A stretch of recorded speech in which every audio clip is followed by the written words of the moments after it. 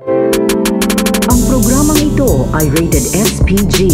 Striktong patnubay at gabay ng magulang ang kailangan. Maaaring may masiselang tema, lengguwahe, karahasan, sexual, horror o droga na hindi angkop sa mga bata.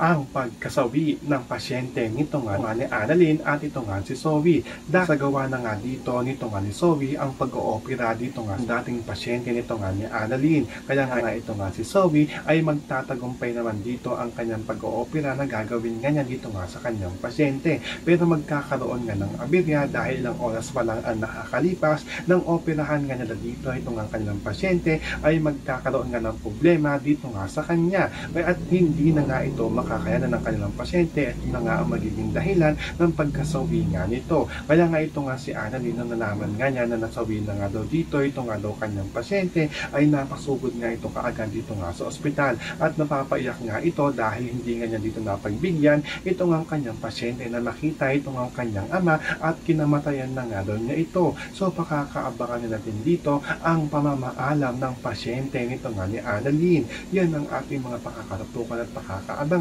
dito nga lang sa Abot Kamay na Pangarap.